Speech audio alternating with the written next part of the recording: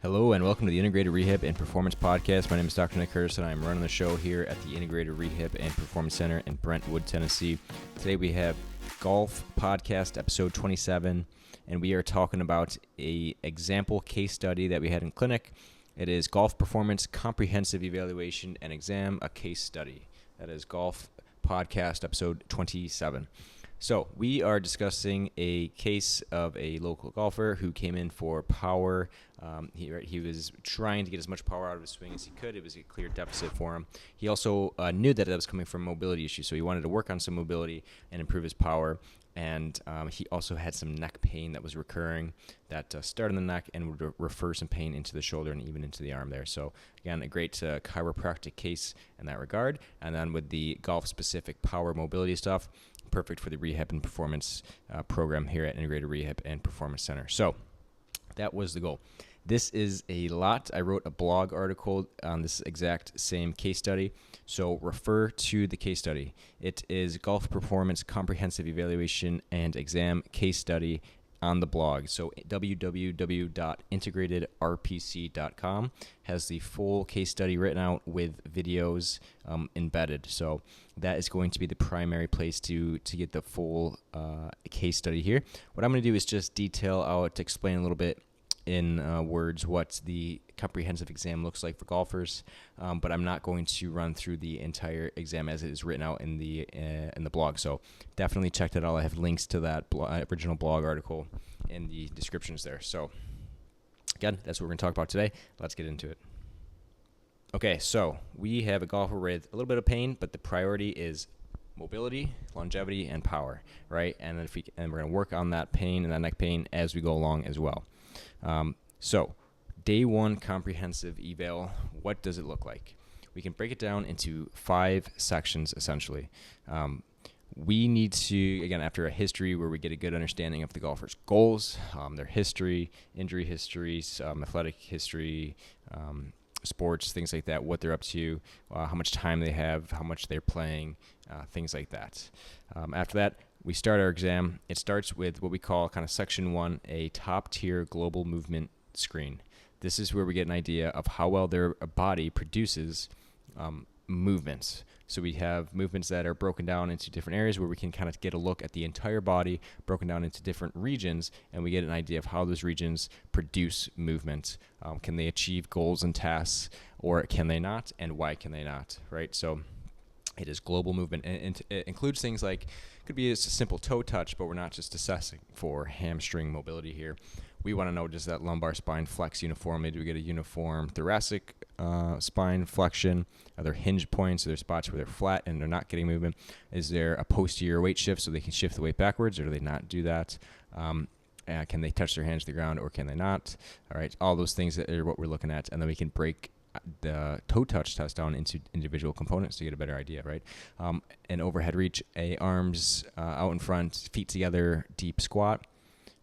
There is upper extremity movements. There is a multi-segmental rotation. So can we rotate the body using every single joint that we can to get full range of rotation, or can we not, right? So we can break these things down after looking at this top tier screen. And the key important thing here is that when we break down eventually in the person into the individual joints, ligaments, tendons, bones, whatever, and we get a good idea of what everything is happening at the very specific and individual level, is we need to be able to see if when we address those specific things and say we improve them, can the golfer integrate that improvement into that big global movement strategy, because that's how we actually live. The golf swing is a global movement that incorporates pretty much every joint, right?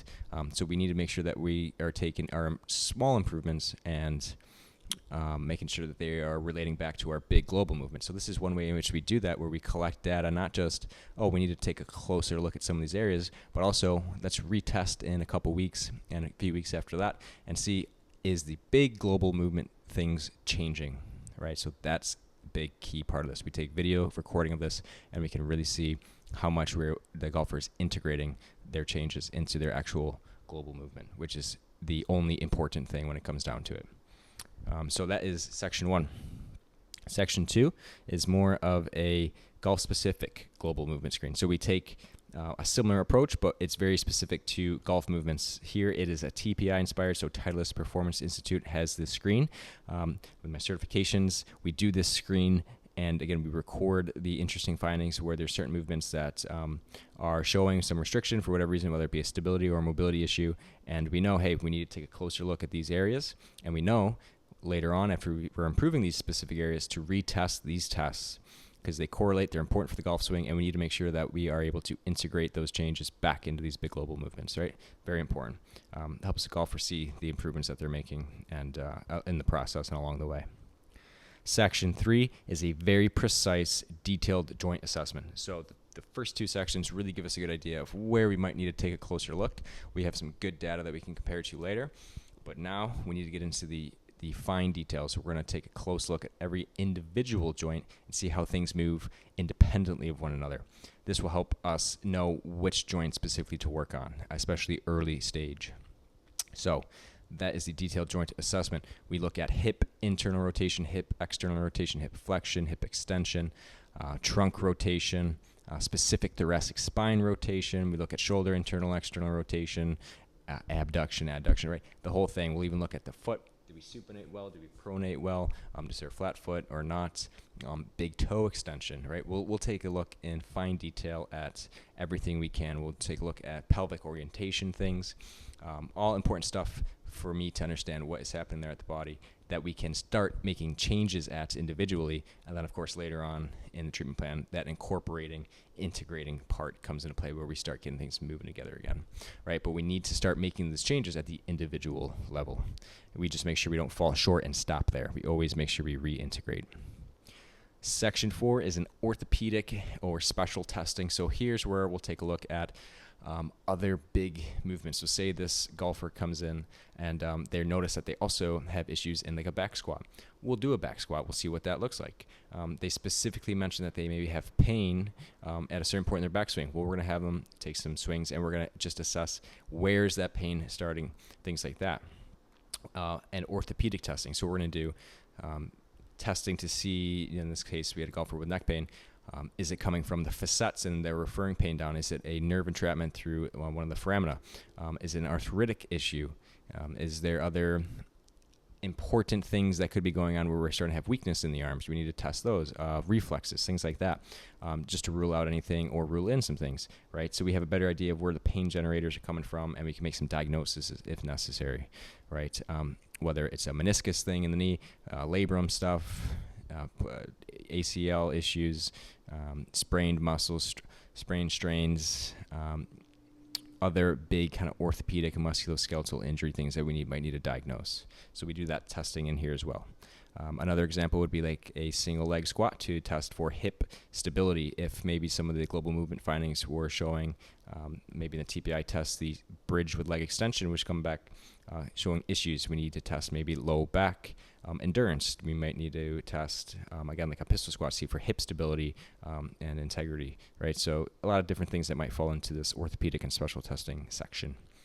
And then last is the section 5, the swing analysis. So we'll have video of the golfer that they'll bring in or send in before or after that I will look at, where we assess for different swing characteristics. So things like an early extension over the top, swaying or sliding in the golf swing, all things like that. We want to see what they're up to in that regard so that we can understand better where they started at in terms of we have an understanding of what their body's up to, what their body's capable of, and then we see their swing. And I can make correlations, connections, and say, hey, you're swinging in a certain way, and I think these certain swing issues are coming from your issues biomechanically, right? So we're connecting the body to the swing. Later on in treatment, we will retest. We'll see are their swing characteristics improving where it might need to be, and we will give some cueing, especially towards the end of treatment, to have them start to translate the changes we've made at the individual level, at the joint-to-joint level, into global movements, but also specifically into the golf swing, right? And so we can give them some cues, say, hey, we've opened up so much hip mobility and we've created so much trunk stability, but you're not using it in the swing. Let's try some drills that mimic that we can reincorporate that so you can feel what that's like to actually start doing it in the swing.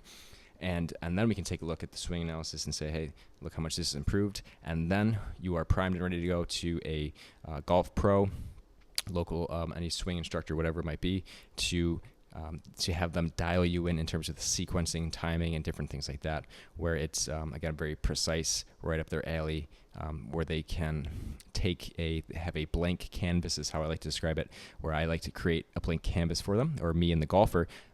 Our work is to create a blank canvas that the swing coach can do whatever they need to do. They can ask you to do whatever they want you to do, and your body's capable of doing it, right? So that is that's kind of the sections of the initial exam and the different parts of it, the reasoning behind having all those individual parts and things like that. So again, it is comprehensive. It takes the full hour, and we are working the whole time to make sure we're getting all the data we need to collect. And then from here, we create our treatment plan, and we move forward. So we take all the different sections, correlate the different things, find where the consistencies are, and then we prioritize a list from there to see which prioritize that list and compare it to your goals and the goals that I can see from looking at the data, what we need to do. And then we make sure that those two connect and we get you started on the right track. So that is the essential parts of the comprehensive initial exam at Integrated Rehab and Performance Center for the golfer, whether you're a golfer in pain or just a golfer looking for performance and longevity stuff, whatever it might be. This is what we do. And again, the individual testing might look a little bit different from person to person, depending on history and things like that. But these are the sections that we go through in each golfer. So check out that original blog article. Again, the title of that is Golf Performance Comprehensive Evaluation and Exam Case Study. That is on www.integratedrpc.com. That is the website. Again, the clinic name is Integrated Rehab and Performance Center in Brentwood, Tennessee. So check out that original article. I'll have it linked in the description. And then feel free to check out the other articles on that archived blog page as well. Reach out if you have any questions. You'll see it there on the blog and in the description. Otherwise, thanks for listening. Bye.